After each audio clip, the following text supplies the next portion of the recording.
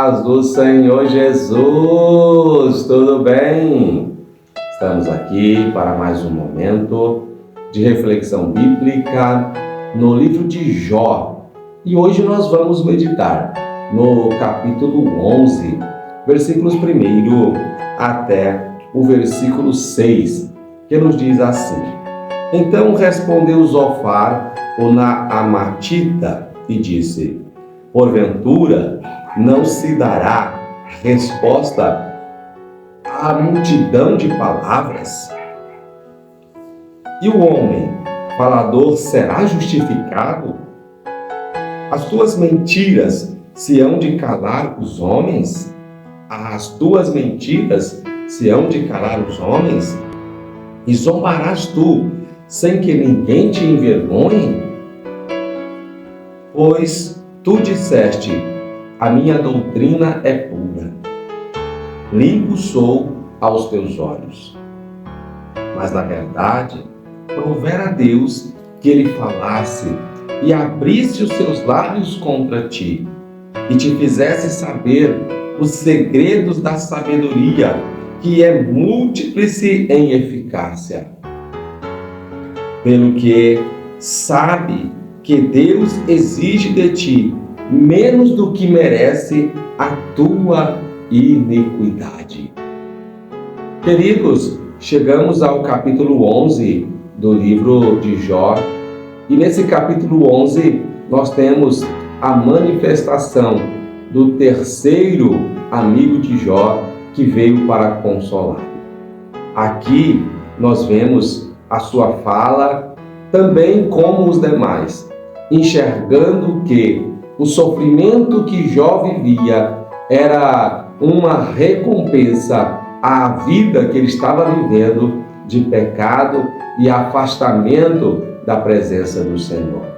Mas nós vamos perceber, o primeiro ele faz o temanita, depois Bildade, o suíta, e agora Zofar, o naamatita, todos olhando para Jó como se Jó estivesse mergulhado em uma vida de pecado e necessitando de uma confissão diante do Senhor.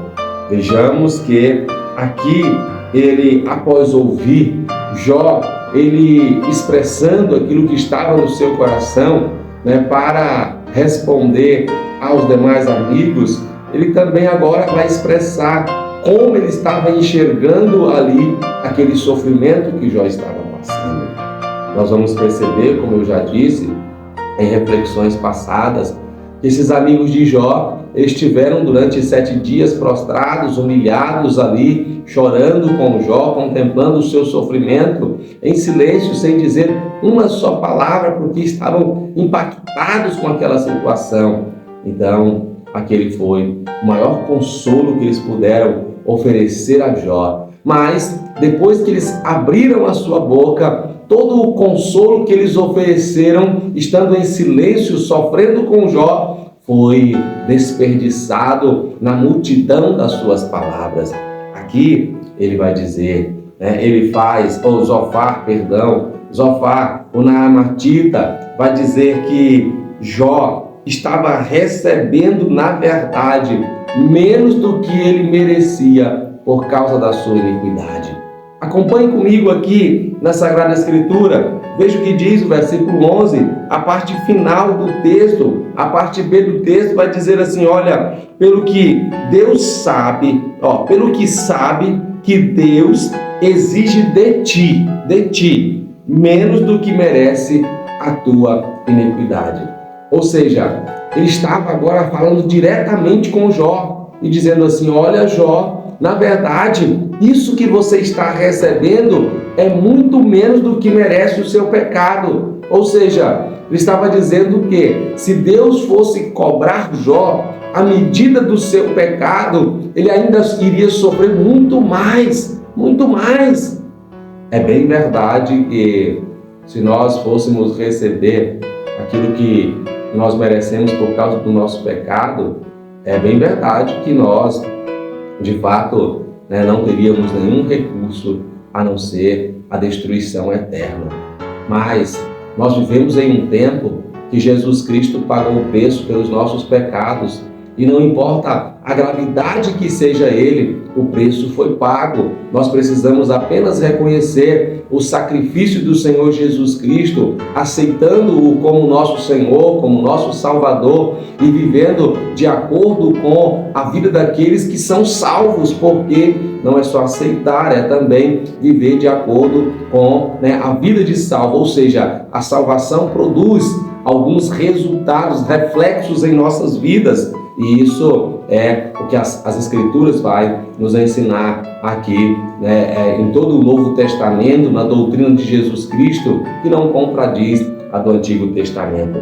Mas aqui, Naamatita, Zofar, ele chega diante de Jó e ele então vai dizer que se Deus fosse compreender, explicar para Jó, Jó não entenderia, porque Jó era muito limitado. E nós vamos perceber que a partir do próximo versículo, Zofar vai agora reconhecer a grandeza do Senhor, a sabedoria do Senhor, mas tudo isso, irmãos, é recrutado por nada quando, antes disso, ele olha e faz uma interpretação errônea daquilo que está acontecendo com aquele que era o seu amigo que ele veio consolar.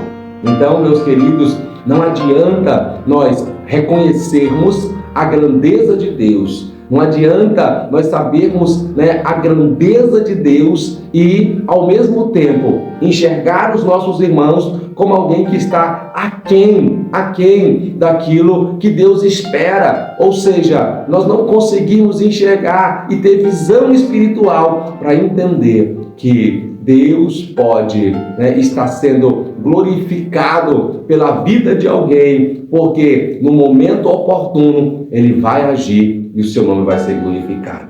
Quer ver um exemplo? Alguém chegou diante de Jesus e, ao estar diante de Jesus, um cego de nascença perguntou para Jesus: Senhor, quem pecou, este ou os seus pais? Porque era uma vida de sofrimento, uma limitação muito grande. Jesus responde: nem este, nem os seus pais pecaram.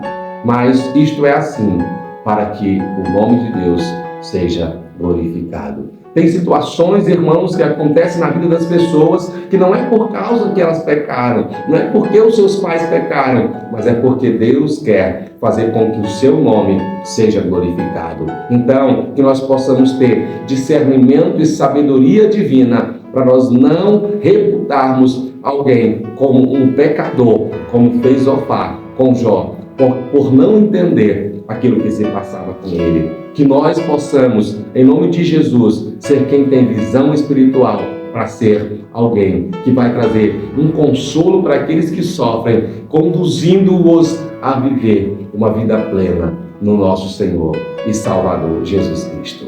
Amém? Deus abençoe você. Deus abençoe a sua casa. Deus abençoe a sua família.